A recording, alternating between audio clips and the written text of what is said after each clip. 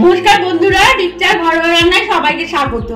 আজ আমি আমের এই যে আম কেটে নিয়েছি এরকম টুকরো টুকরো করে আমের মোরব্বা বানাবো।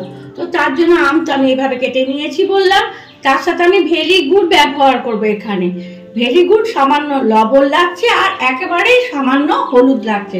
তো প্রথমে আমি কি করব, প্রথমে আমি কড়াই জল বসিয়ে দিয়েছি, সামান্য অল্প দেবে 1 কাপ মতো জল দিয়ে আমি প্রথমে গুড়টাকে পাতলা করে নেব। যেহেতু আমি মোরব্বা বানাবো, আমটা আমি একেবারে নরম করে ফেলবো না, গলিয়ে ফেলবো না। তো প্রথমে আমাকে গুড়টাকে এইভাবে জল দিয়ে ফুটিয়ে গুড়ের একটা পাতলা লেয়ার তৈরি করতে হবে আমাকে।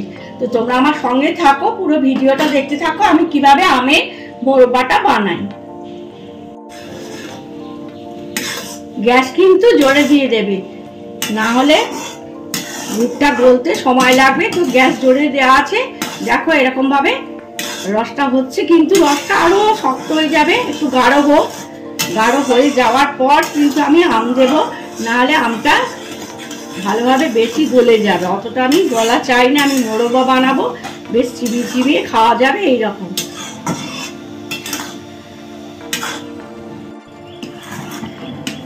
তো বন্ধুরা, একটা কথা তোমাদের বলা হয়নি, আস্তে আস্তে কিন্তু একবার করে নিচে এইভাবে নেড়ে দেবে। আমের গায়ে লাগবে না, কিন্তু নিচে এইভাবে দেখো আম কিন্তু আমার সব গোটা গোটা আছে। আর দেখো রসে কি সুন্দর ফুলে উঠেছে আমগুলো, দেখো খুব সুন্দর হয়ে গেছে। আমি এরপর আমি কিন্তু নামিয়ে দেব।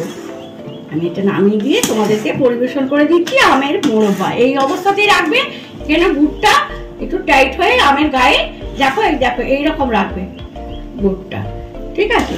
আমি তোমাদেরকে পরিবেশন করে দিচ্ছি আমের মোরব্বা।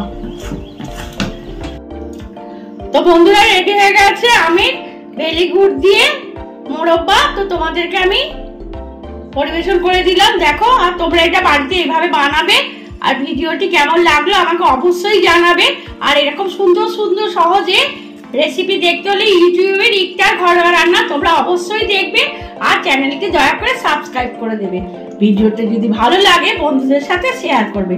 এতক্ষণ আমার সাথে সময় দেওয়ার জন্য তোমাদেরকে অনেক অনেক ধন্যবাদ।